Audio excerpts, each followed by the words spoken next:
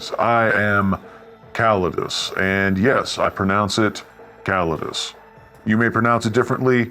Don't beat yourself up over it. It's a dead language. I figure one interpretation is just as valid as another.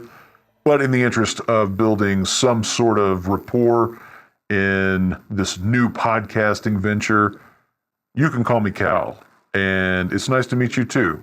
This is a show that I've been thinking about doing for a long time. I dig podcasting, listen to a lot of podcasts, and I kind of miss that we don't really have a podcast for the erotic mind control community. So I thought perhaps I would do a little something, and we'll see where and how it goes. I think right off the bat, the thing to say is that this is not going to be an hypnosis show, because I am not a hypnotist, and I'm sorry to let you down, all you anonymous people who email me or message me on Facebook and ask about that. Unfortunately, no, I know next to nothing about actual hypnosis, clinical hypnosis, even real erotic hypnosis, almost nothing. Only the fictitious erotic variety of hypnosis is what I peddle in. And is primarily what interests me. And what interests me is basically what's going to be going into this show. I'm just going to be talking about the things that have caught my eye in the community and things that you might be interested in knowing, whether that is stories or comics, particularly interesting manips, maybe videos, things like that. And then I'll also be talking about what's going on with me.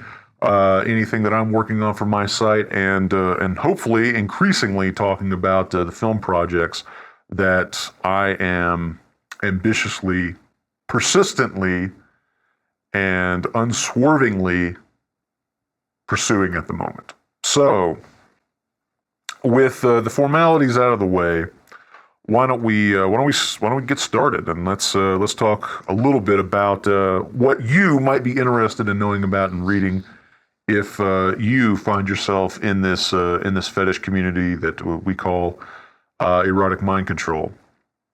First and foremost, one of the things that has gotten me really excited recently is some of the amazing 3D poser art that is being created by people within our community. Certainly the quality has improved dramatically since the earliest poser artwork I can remember seeing. The quality of the 3D models, the quality of the render engine, ray tracing, shaders, and so forth. I'm talking about technical terms now that I barely understand, beyond knowing they have some association with 3D modeling and lighting and rendering. So anyway, the point though, to finally come to it, is that Poser has gotten really good in recent years, it would seem, because the quality of work that I'm seeing on the regular now is much, much higher. And I think one of the foremost artists in that field, and I imagine that if you're familiar with her work, you'll be inclined to agree, is Uzobono. And I have no idea if that is in any way similar to the way that she pronounces her name. But in any case, I think that you'll know who I'm talking about. She is a prominent fixture among the group of our fetish enthusiasts over at DeviantArt, and of course at Mind Control Comics, mccomics.com, where she has all of her work in the free area. Although she has done artwork, she has illustrated other writers' work that appears behind the paywall there, and I've had a subscription to that site. I don't have one currently, but I've had one in the past a couple of times, and there is some good stuff there. There's some very fine work, both in terms of the 3D art as well as the writing. Although that's somewhat subjective, so people can. Some things are going to appeal more to people than others. Superhero slanted stories, as an example, but Uzobono's work is very interesting. She is an enthusiast. Perhaps acolyte might be a better word of Tabico, who is a good friend of mine and a fantastic talent within our community. If you've never read any of the stories by Tabico over at the Erotic Mind Control Story Archive, your life is worse for it. You've done yourself a great disservice. Correct that now. Go pause this podcast, go read some Tabico, come back, and you'll thank me for it. In any case, though, Uzobono is she's a big fan of Tabico, and they're friends, and certainly you can see some inspiration that has gone on between these two wonderful creative people. So Uzobono is these days is doing a couple of ongoing comic book series, digital comic books that are based in a future sci-fi kind of landscape in which predatory mind control, which is the best kind, is rampant. And one of these is a book that she is writing and doing the artwork for herself. And then there's another book that she and Tabico are collaborating on. And that book is up to issue 7 right now. There's a teaser on her DeviantArt page for the next issue. The title of the series is called Core. And the next book is Core Reflections. That'll be issue number 8. And I'm very excited to announce that that will be released sometime this Friday, May the 29th. And I personally cannot wait to check it out because the series has been fantastic so far. If you haven't checked out Core issues 1 through 7, you really, really need to do that because they're fantastic. They're some of my favorite things that are kind of happening right now, artwork-wise, within the community. Tabico's writing is great. Uzobono's art is great. It's a really, really good melding. I think they're both doing sort of what they're best at, and the intersection of those two vectors of talent is pretty exciting. So I would highly, highly recommend that if you are not already keeping up with this series, get in on it now. They're completely free.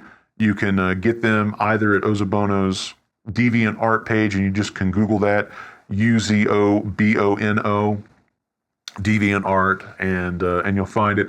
Or you can go to MC Comics. That might be MC Comics with an X, because they're extreme or something like that. I don't know. But let me double check on that URL. Yes, it is mccomix.com,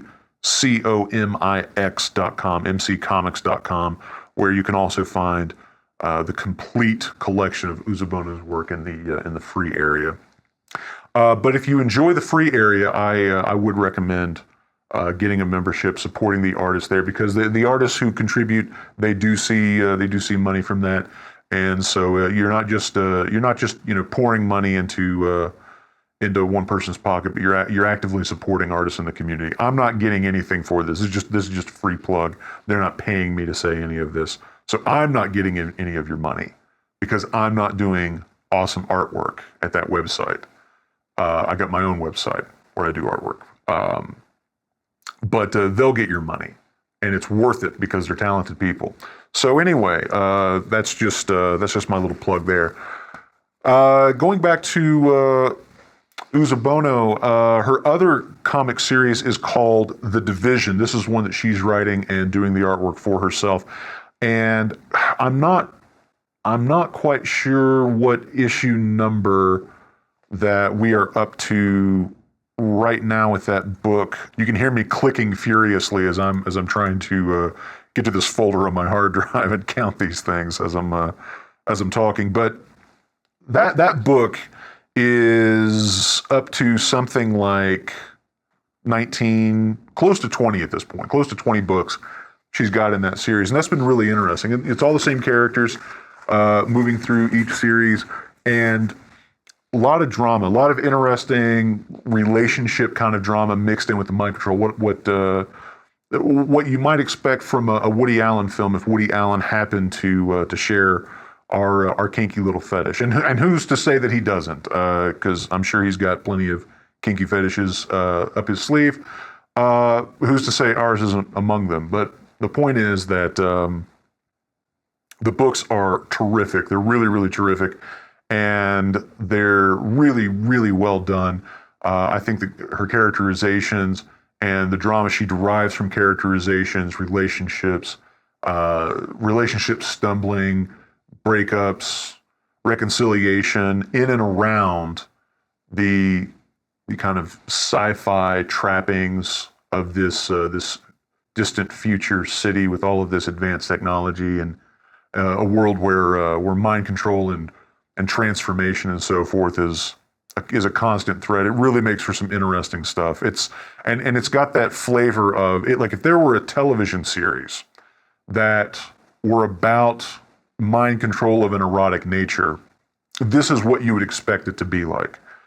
Because in a TV show, they only have so much money, so they tend not to have the amazing set piece action sequences that you expect to get from a summer blockbuster film where they're going to spend $200 million and hopefully make about $1 billion. TV shows are working at a much different level, so their drama tends to be more character based, more personal based, and that's what her books remind me of, and they have those qualities of a long-running, serialized form of storytelling where something will happen in the most recent book that'll be very, very subtle, but will harken back. If you know the story and if you've been reading the issues, then it harkens back to something that happened way back when and really has a lot of weight. Even though in that moment it might not say all that much, it has the impact of a sledgehammer because you know these characters so well from having followed them so long.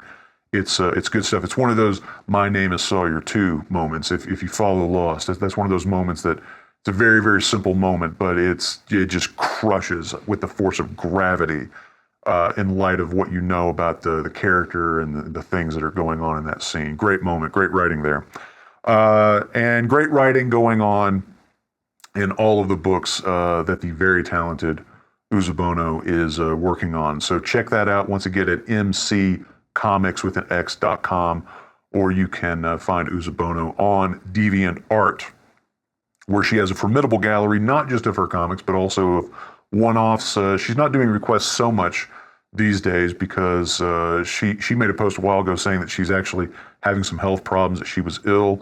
But she'll do one-off images and things like that she's just playing around with different ideas or effects, experimenting with things. She'll post preview images for upcoming books, just a little tease. She likes to tease just a little bit and reminds you that the hotness is coming. So if you want the hotness, you got to go to her page and get it. All right. Let's see. Here's something else this just fell into my lap this morning. I got a message this morning from an individual who I will not name, as I don't have their permission to do so. Although I suspect that the name they gave me was probably not their real name anyway.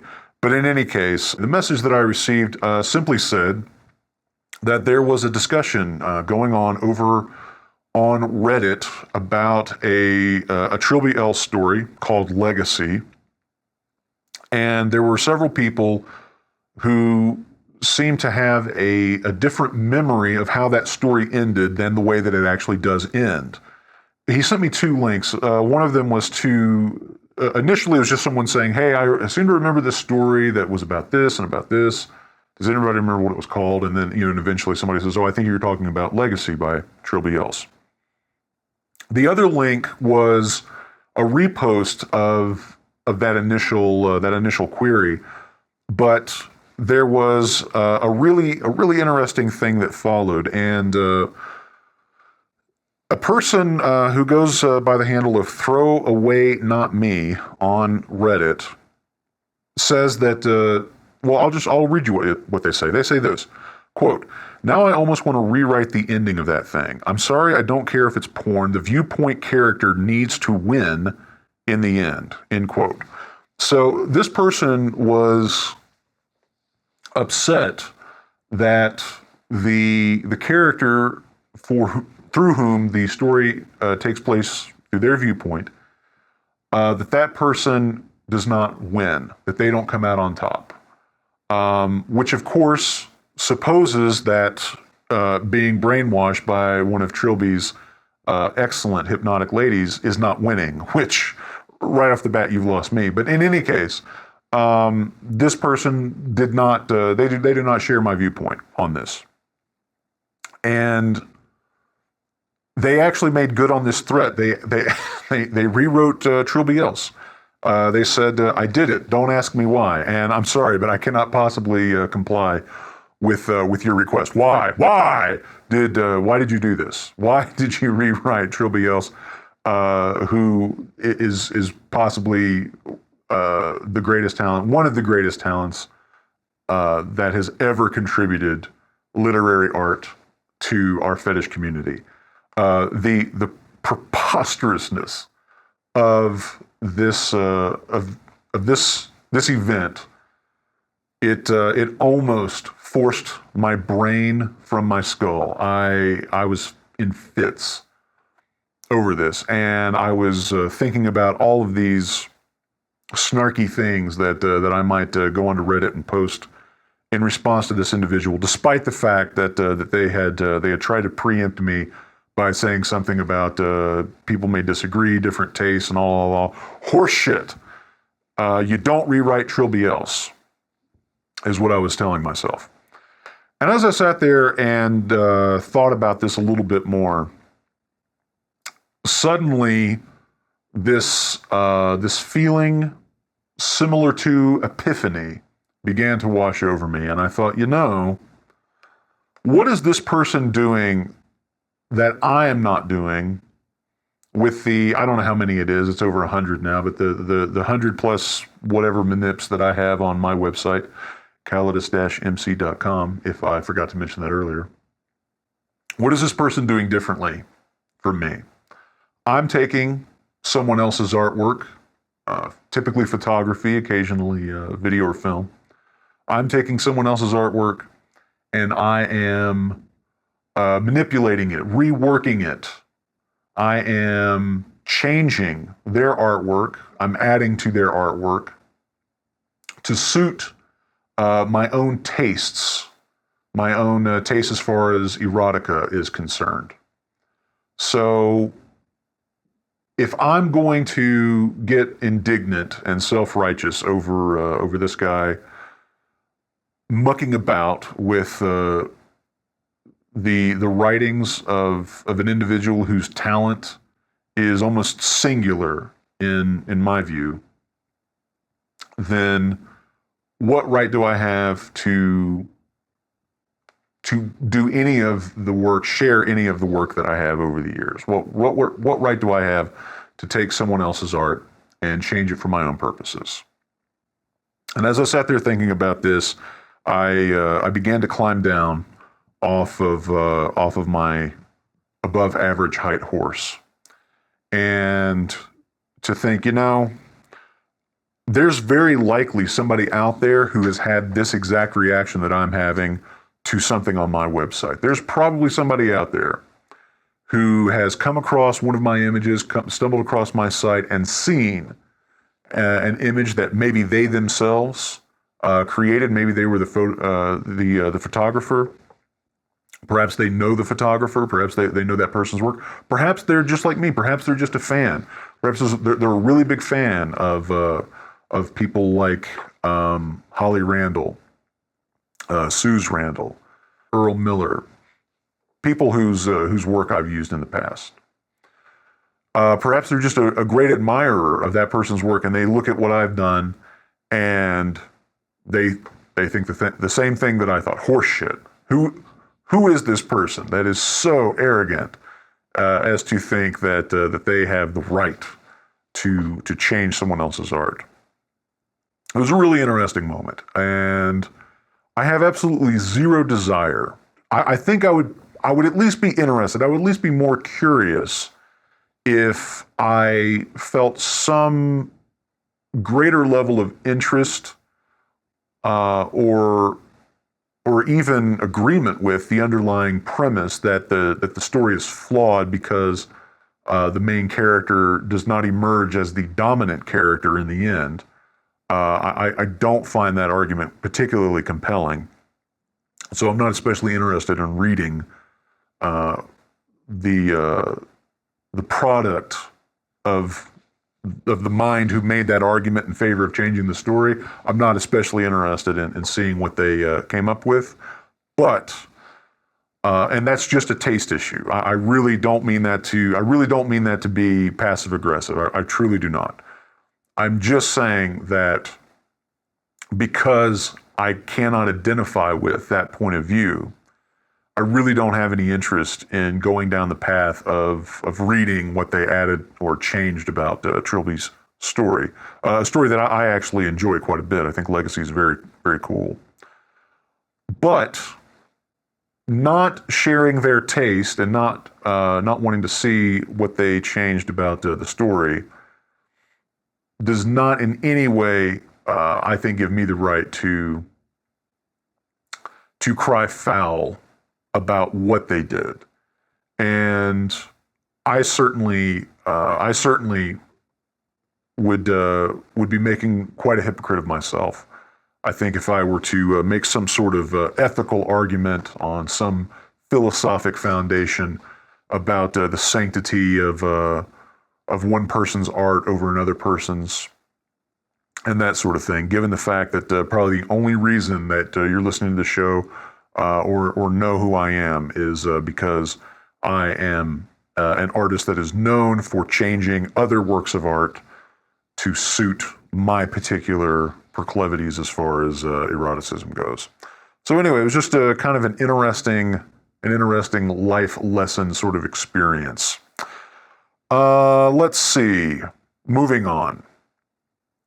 I title this next section "Marvelous Mind Control" because it's a fitting description of the fact that Marvel, the comic book publisher, now the studio, who is got movies in the theater and shows on the television for you to consume, and a lot of their work features mind control in pretty prominent ways.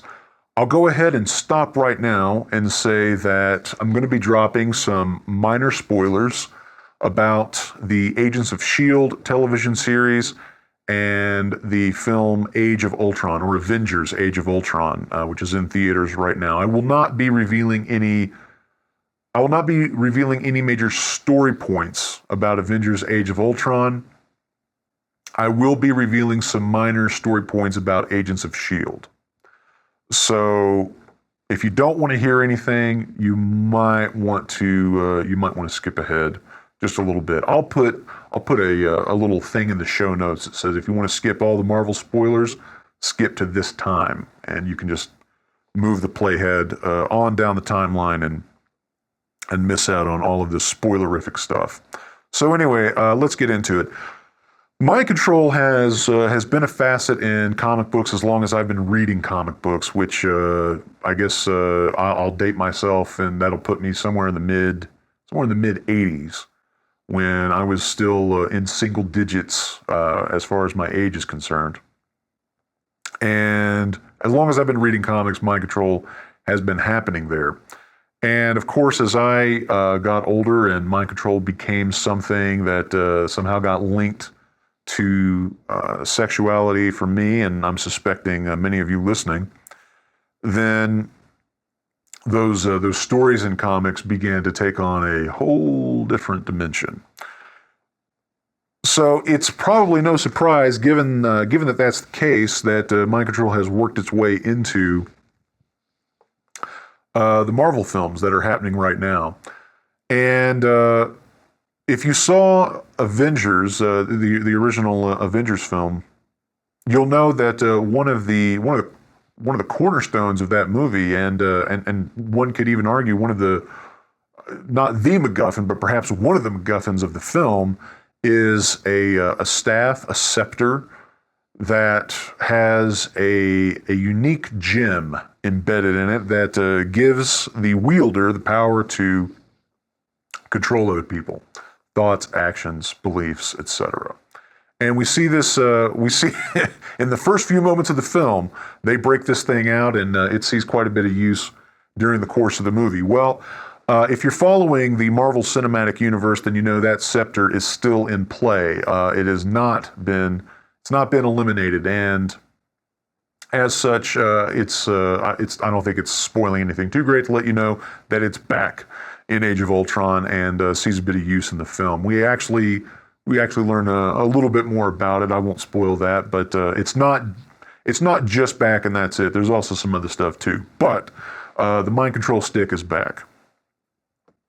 Also, but that's not the only mind control that's going on in Age of Ultron.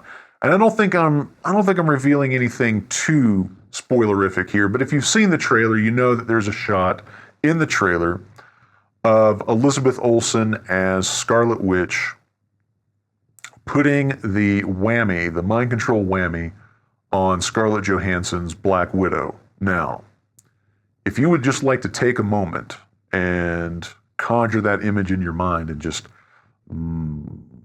sort of let that simmer and enjoy everything that mental image conjures up for you. If it's anything close to what's in my mind, you don't need to share it. Just, don't embarrass yourself. Just breathe and oh yeah, that's what we like. It's a very quick image in the trailer, but it's pretty hot. And it's the kind of image that your imagination can do all sorts of naughty things to. So if you've seen that image in the trailer, I posted it to my website. There's a bunch of animated GIFs going around Tumblr, making the rounds on the Hypno Kink blogs on Tumblr. I've seen it on Facebook and other places. So certainly, I think people in our community are taking note. And there's more of that. There's definitely more of that. Scarlet Witch, she gets to use the mind control whammy quite a few times in the film. It ends up not being straight up mind control, not in the way that Loki's scepter. And I know that there are some of you listening that are very excited about Loki's scepter. But anyway, the entendre aside, it doesn't. It's not quite the same thing. I don't want to spoil and say exactly what it is, but it's definitely mental manipulation. Let's put it that way. If not out and out mind control. Now over on Agents of S.H.I.E.L.D., they're just doing out and out mind control, straight up brainwashing of sexy secret agent ladies, which, again, if you just would like to take a second to just let that work through your imagination, you can pause the show and come back, and I wouldn't blame you at all. I posted a few sets of animated GIFs to Tumblr, and I think they made the way to Twitter, Facebook. In fact, I think I posted them everywhere but my website, which, by the way, is Callidus-mc.com. And I don't know why I'm listening to this, because if you don't already know that web address, I don't know how you'd be listening to this podcast. So perhaps that is a pointless plug. In any case, I posted this everywhere but my own website, and this GIF set is honestly, I think, one of the best representations of what pushes my buttons about erotic mind control, up to a point. There's a threshold beyond which it's not sexy, because it's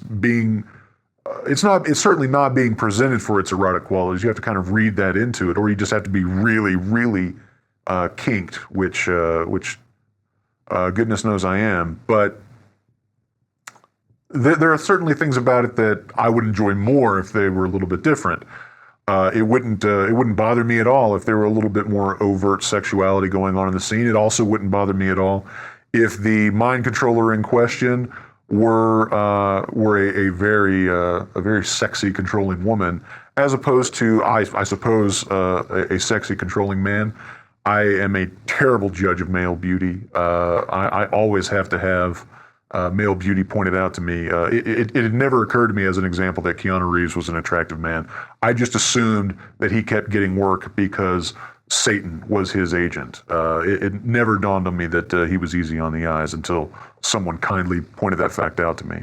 So the point is, if you go for male dominant, female submissive mind control stuff, then you really, really need to check out the Agents of S.H.I.E.L.D. series in season 2. It's season 2, episode 3.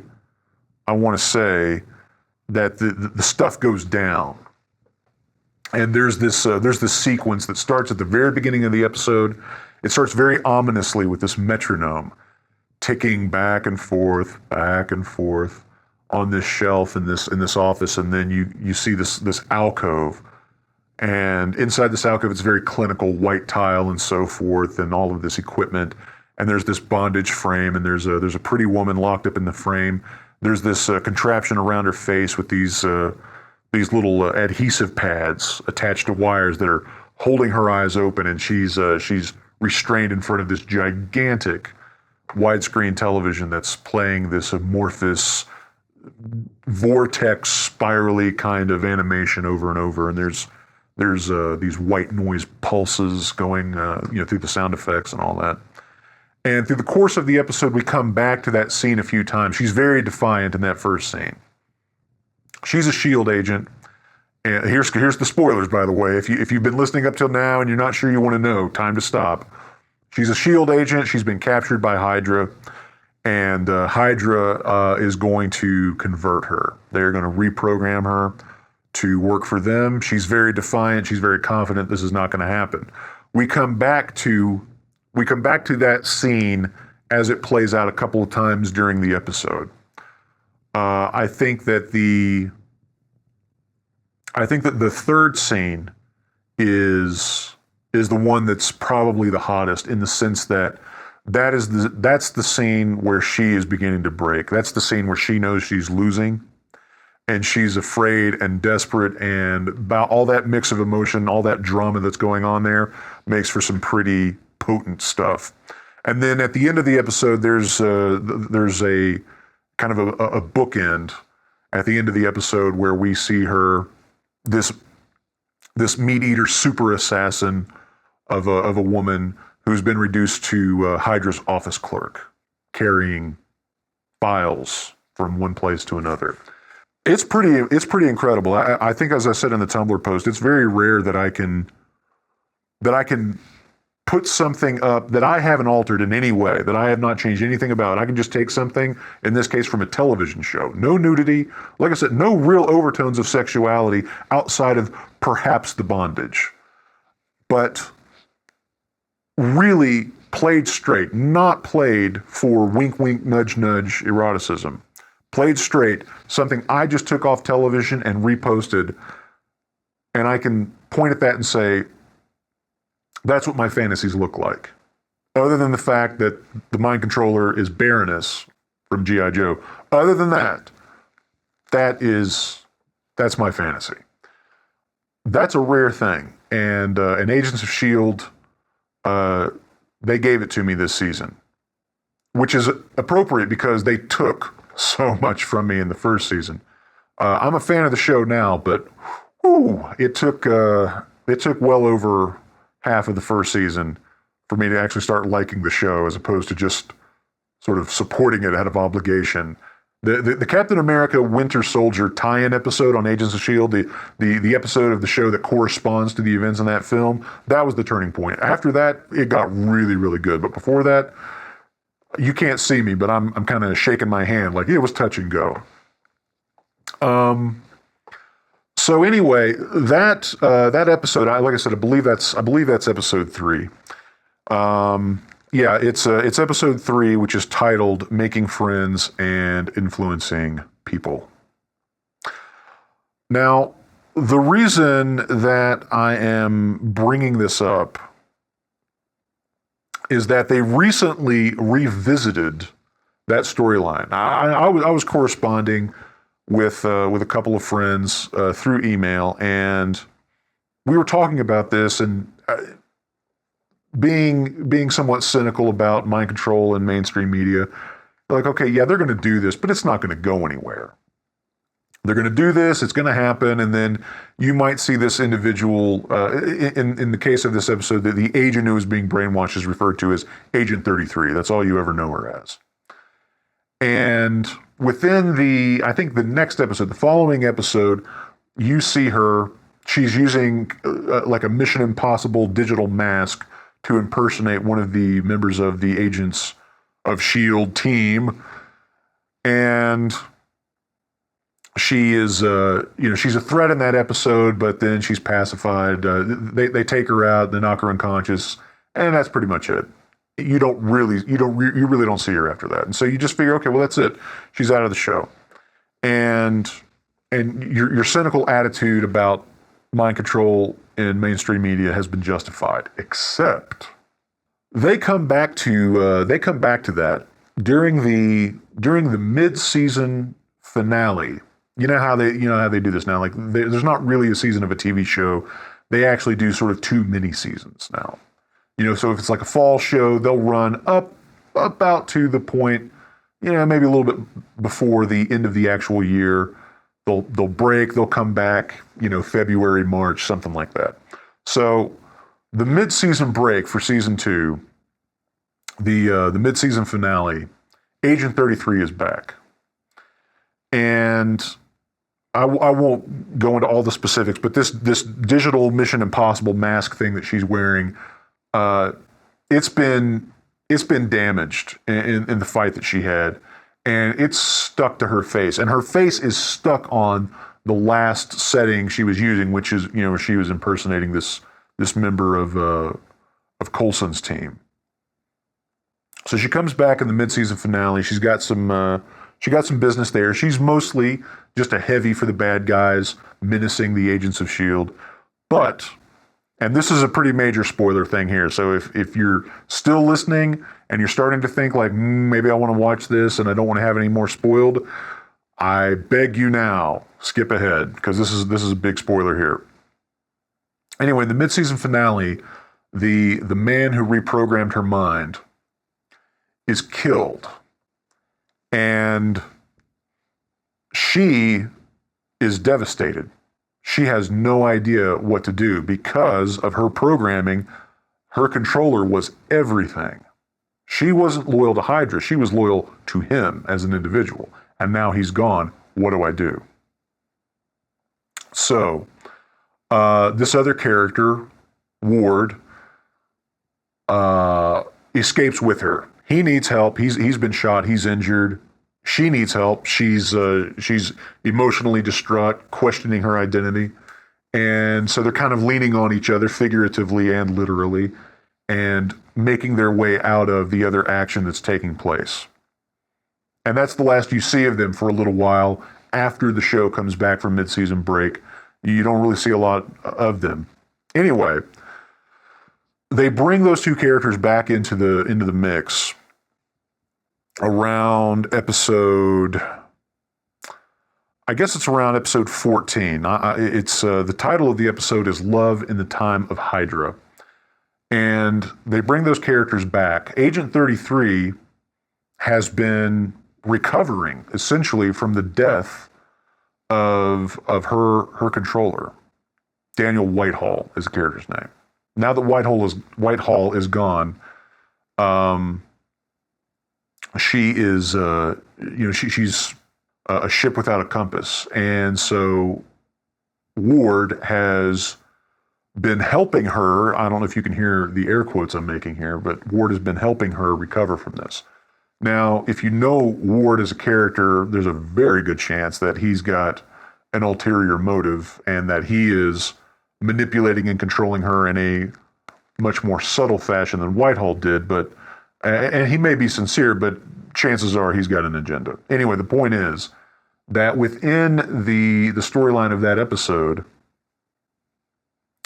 they come up with this crazy plan to kidnap Daniel Whitehall's right-hand man, who was present while she was being brainwashed by Hydra.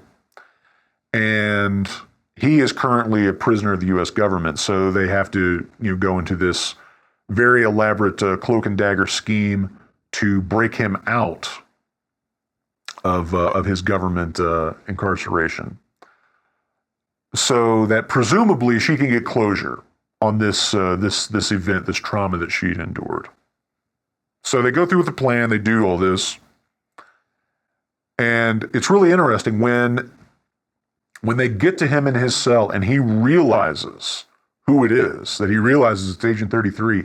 He immediately starts dropping her trigger phrases, trying to reassert control of her mind and use her to affect his escape. And it doesn't work. She has been able to purge their conditioning. She doesn't respond to her trigger phrases, although it would have been really hot if she had have, but she doesn't.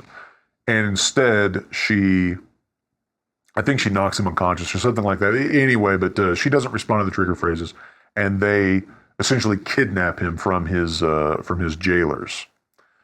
The last scene of that episode is Agent 33 and Ward having this conversation about what they've done, about what they're going to do now with this character whose name is Bakshi. And the whole time they're talking, they've been staying in a hotel room, like nice upscale, first class room that mere mortals such as you and I can only hope to get a peek at if they're being cleaned as we walk by on the way to our cookie cutter mass produced hotel room down the hall. But anyway, they're staying in a very upscale hotel room, and you can see them standing, kind of in front of the door over into this corner. It's the same hotel room you've seen earlier in the episode. They're standing there, they're talking, and she's saying, I'm expressing, gratitude for him helping her. She's very happy with how things have worked out. And he's saying, you did all the work. I'm glad I was here to help you. Are you sure you want to go through with this? She's like, yeah, I definitely want to go through with this. And you're not quite sure what they're talking about. But the whole time this is going on, you're hearing this sort of sound in the background, this sort of pulsing white noise sound. Sounds a little bit familiar. And then they cut over and you see a wider shot of the hotel room, and they've got Mr. Bakshi strapped down to this chair with these little adhesive things holding his eyes open in front of this giant HD TV sitting on a dresser in the room playing the Hydra brainwashing animation that she was subjected to. And you're like, aha, turnabout is fair play. Now, I will tell you, for those of you who are fans of female-dominant mind control, the scene is not as satisfying as the earlier episode where Agent 33 was brainwashed in the sense that you don't get the full Monty, you don't see everything play out, and it ends rather abruptly. But if you're looking for something to spark your imagination, I imagine that scene might be a worthwhile starting point. Now, I don't know what happens after that because that's the last episode I've seen. I've got to get caught up. But it was rather satisfying from the standpoint of just enjoying the show, but also feeling somewhat cynical about whether or not they would exploit this story thread they created in any meaningful way. It was rewarding to see that they had, in fact, not forgotten about those characters and that they had found a dramatic and compelling way to utilize those characters in that situation to further the story that they're telling in this season. So that was pretty cool. If you're not watching Agents of S.H.I.E.L.D., whether for its occasional bouts with erotic mind control or not, but if you're not watching Agents of S.H.I.E.L.D.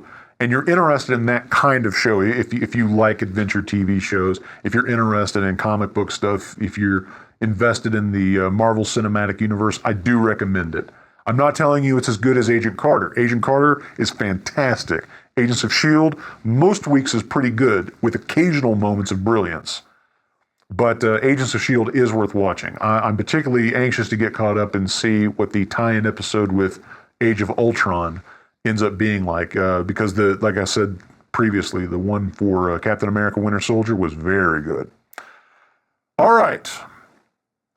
And now let's talk about another kind of mind control film, and that would be the kind that is currently underway by yours truly. Of course, I am talking about Opening Statement, which I've mentioned on my blog, on my Tumblr, and other places. Opening Statement is an erotic mind control fetish film that I have written and am in the process of making. And I haven't updated you on that for a little while.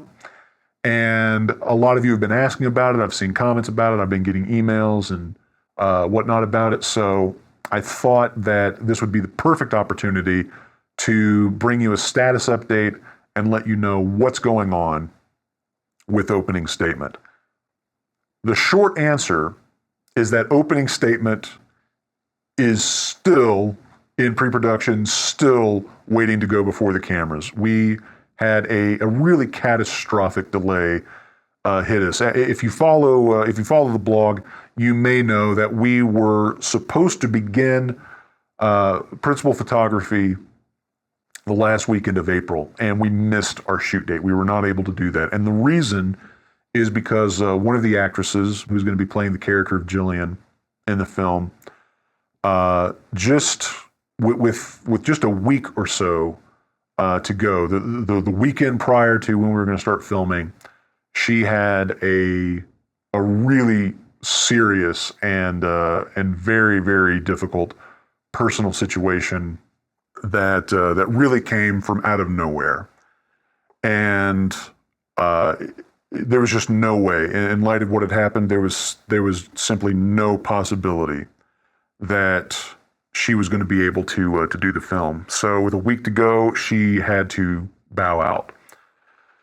And so I scrambled. I followed up with other actresses that I had spoken to about the role prior to casting her, and try to find somebody else to make the film with, but it was just too little time to put anything together. And so ultimately, as sad as I was to do it, and as frustrating as the whole situation was, because it was really nobody's fault. It was just a very unlucky turn of chance.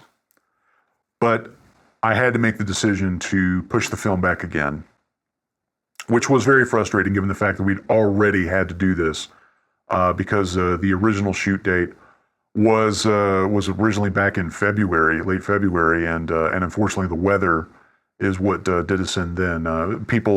Several people involved in production were going to have to be driving a fair amount to get there, and with the ice storm and everything that we were experiencing in this part of the country at that time, it was just not possible. So after already having had to delay the film on account of that, it was very frustrating to finally have to admit that we're going to have to do the exact same thing again.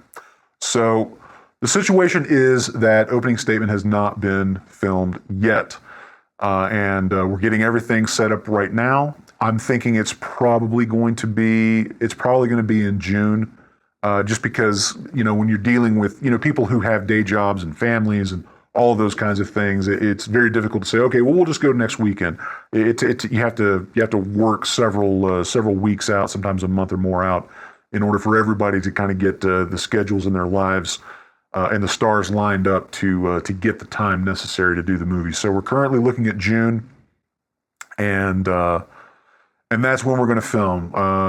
Those of us who have been working on this production for a while are ready to get started. None more so than I, and the delays they've certainly been frustrating.